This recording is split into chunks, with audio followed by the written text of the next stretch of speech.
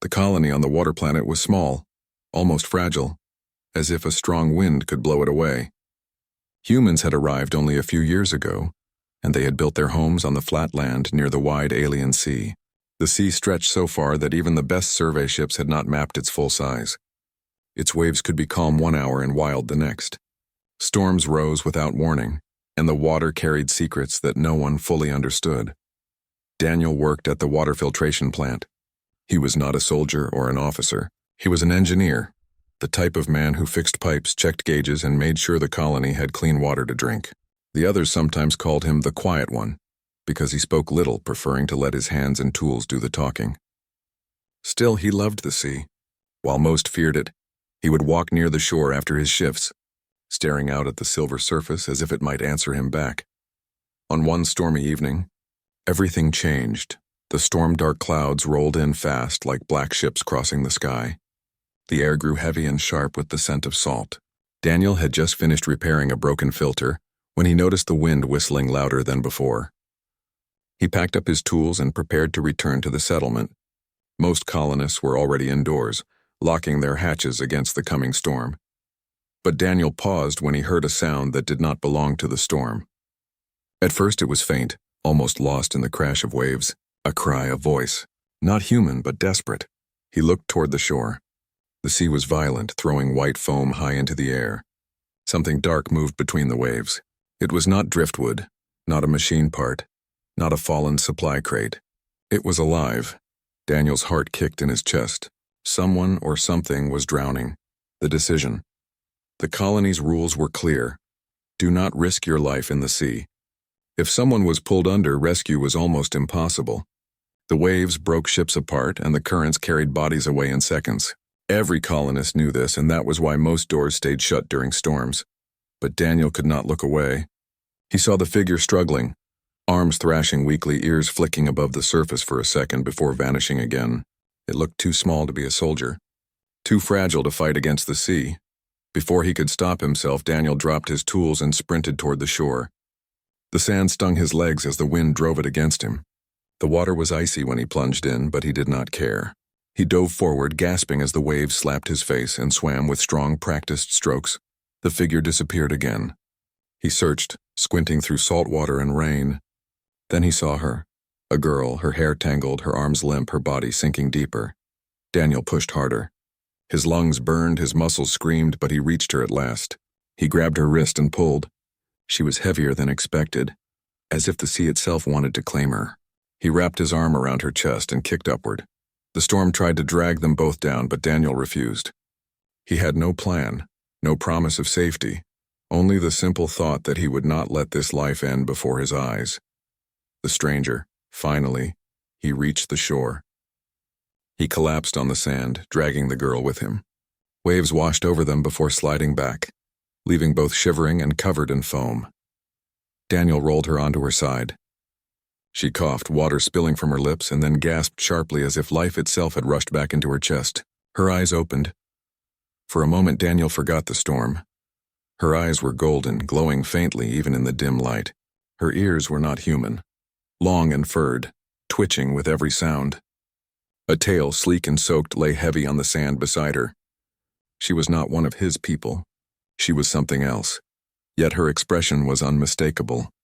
Fear, exhaustion, gratitude.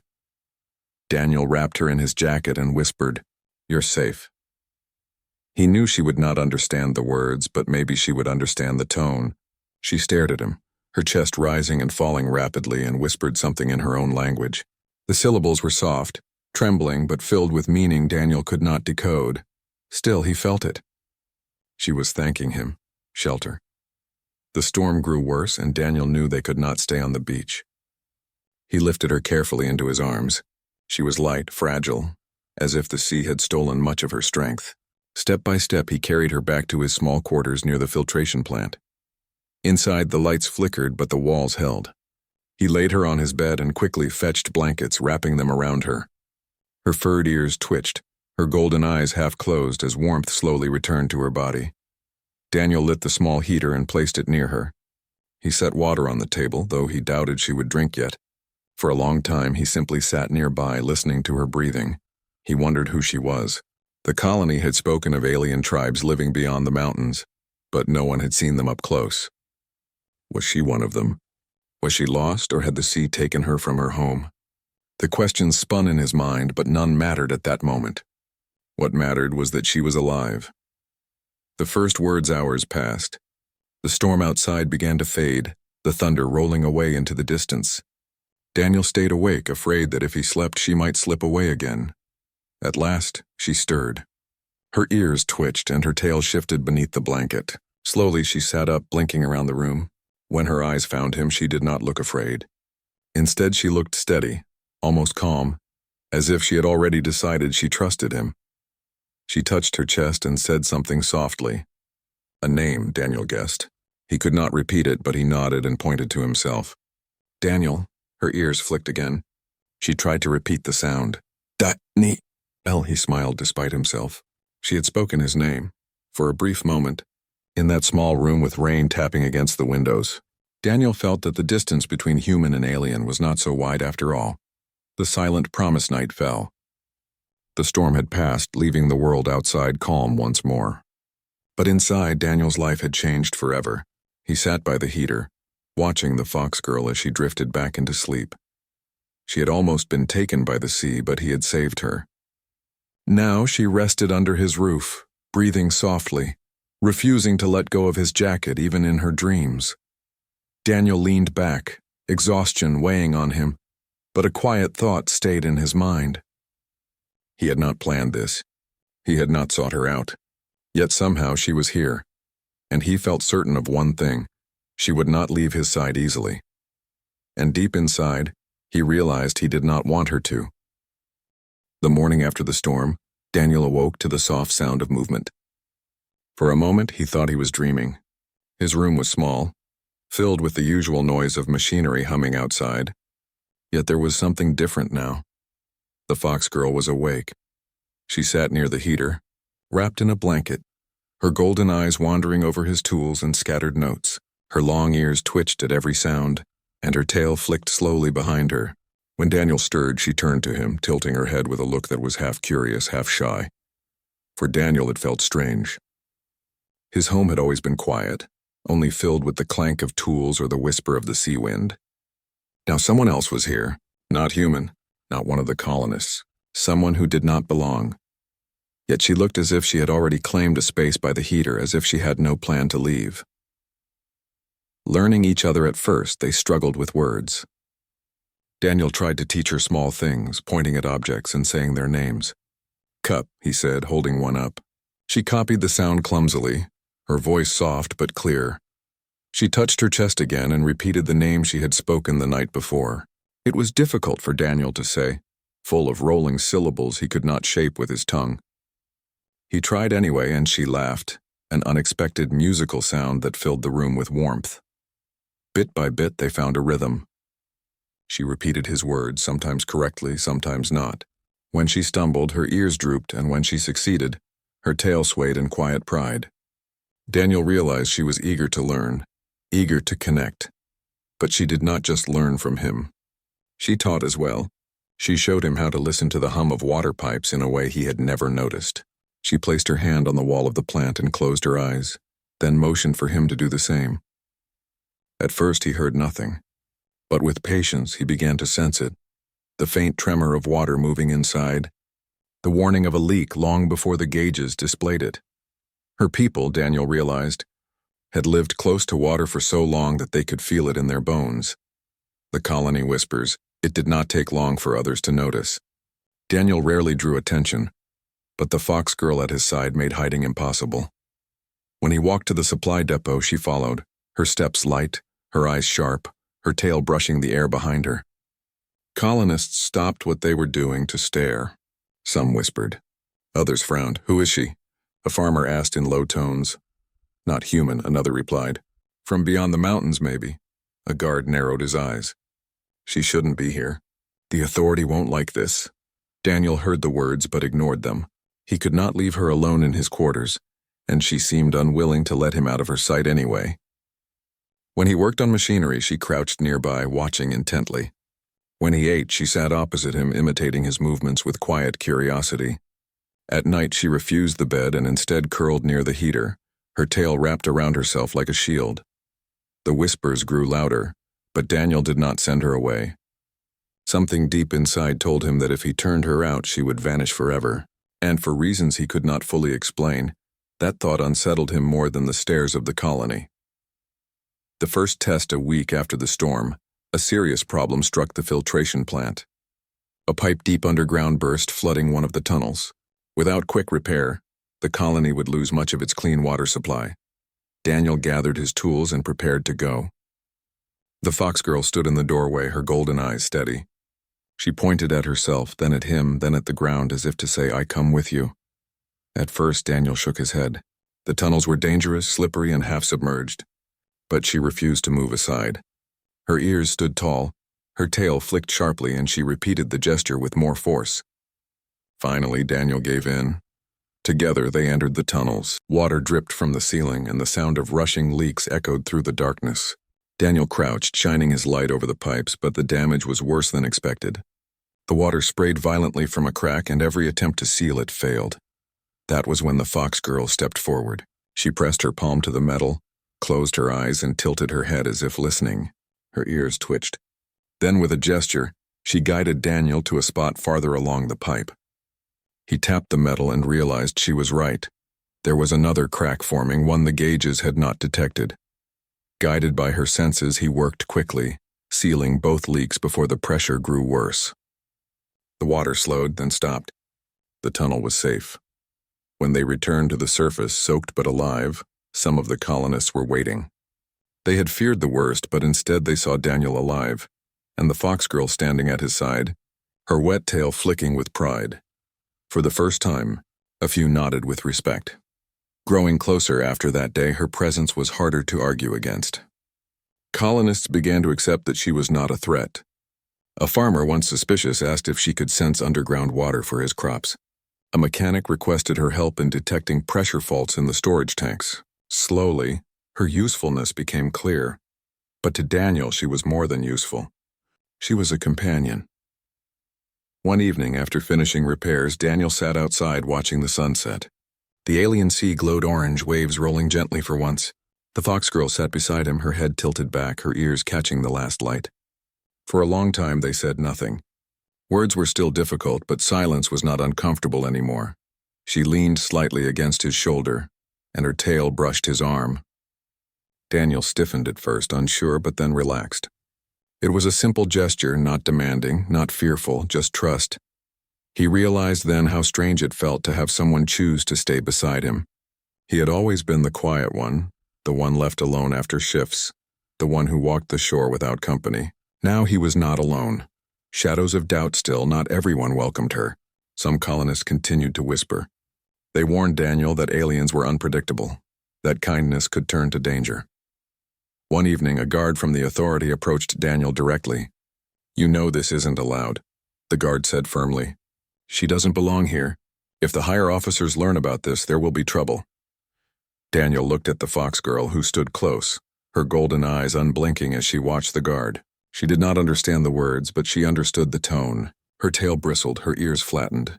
She stepped closer to Daniel as if to shield herself. The guard frowned. "I'm telling you, this won't last." He walked away, leaving tension behind. Daniel clenched his fists but said nothing. That night, as the fox girl curled near the heater again, he realized that their quiet bond was becoming something larger, something that would not remain hidden forever. The unseen thread. Despite the doubts, the days moved forward. Daniel repaired machines she followed. He taught her more words. She repeated them with growing skill. She taught him how to sense water, how to listen to the world around him. A bond grew between them, invisible but strong, like a thread woven by the storm itself. Sometimes, when she laughed at his clumsy attempts to say her name, Daniel wondered if fate had chosen this path. He had not meant to save her. He had not meant to keep her. Yet now, he could not imagine walking through the colony without her shadow beside him. And though she still spoke little, her golden eyes said everything. She would not leave his side. The days in the colony passed more quickly than before. Daniel found that his life had changed in quiet but powerful ways.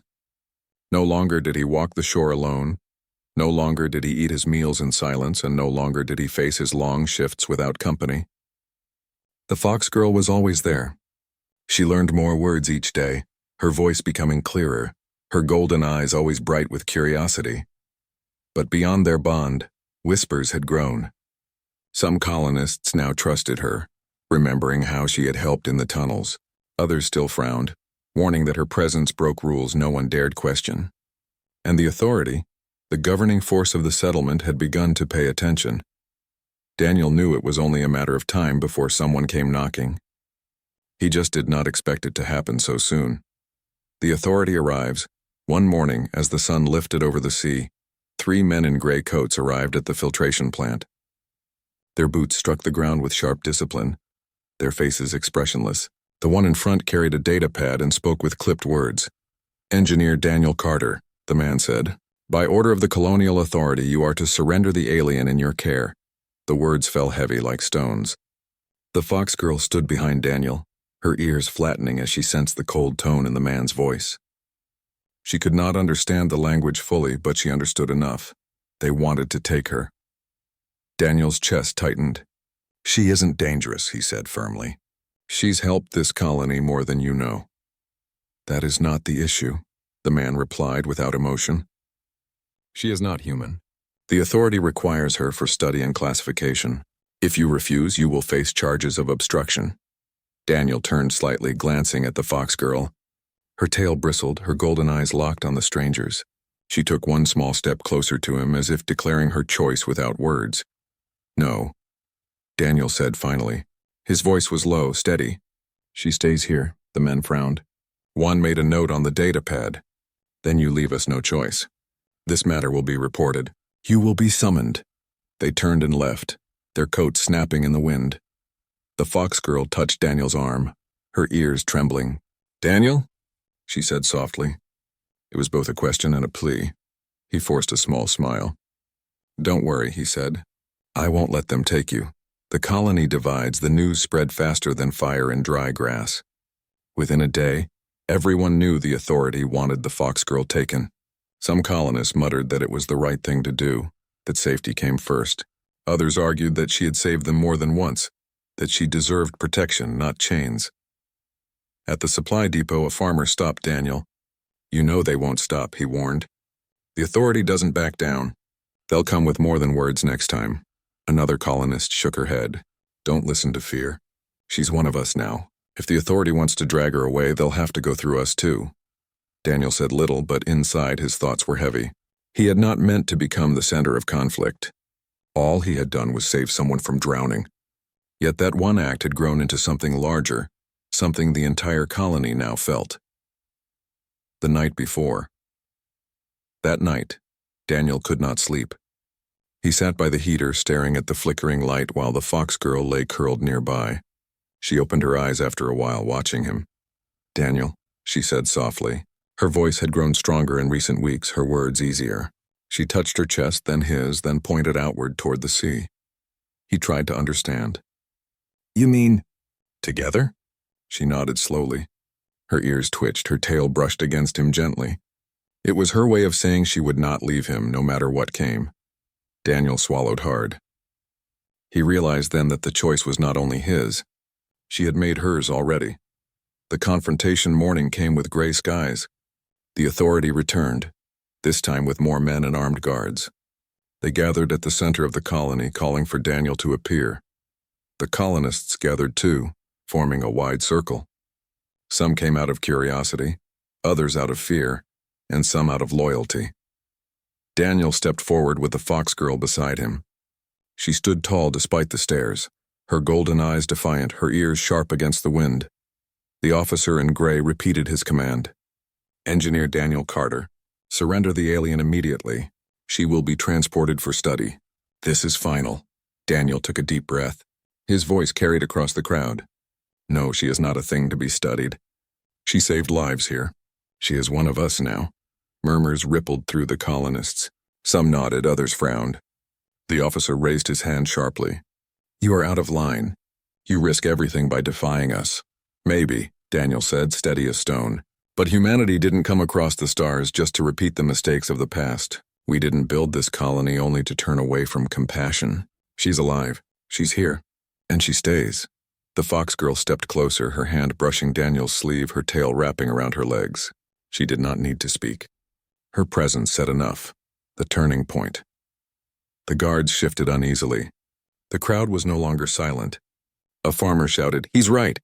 "She's helped us," another colonist added. "She found my leak before it burst. She saved my home." More voices rose. "She belongs here." "She's no threat." The officer's face darkened. He had expected obedience, not resistance. He looked at the crowd, then at Daniel, then at the fox girl. Finally, with clear frustration, he lowered his hand. "This matter is not closed," he said coldly. "The authority will remember this." Then he turned and marched away, his men following in silence.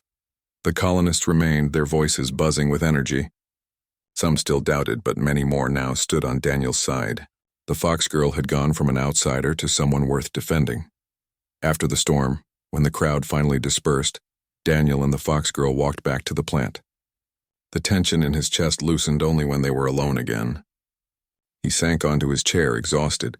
She stood before him, her golden eyes bright. Slowly, she leaned forward and touched her forehead to his. A simple gesture, but filled with meaning. Gratitude, trust, a promise. Daniel closed his eyes for a moment. He had chosen, and he knew the road ahead would not be easy. The authority would not forget, but he also knew that he would not regret it. She had refused to leave his side, and now he had refused to let her be taken. The horizon that evening, they stood together by the shore. The sea was calm, the waves glowing under the setting sun. The colony was quiet behind them, the future uncertain before them, but for that moment none of it mattered. The fox girl leaned against him, her tail brushing softly at his side. Daniel looked at the horizon and felt a strange peace. Whatever storms might come, they would face them together. And in the silence of the alien sea, Daniel understood the truth. Sometimes the greatest strength of humanity was not its machines, not its weapons, but its ability to reach out a hand to another and never let go.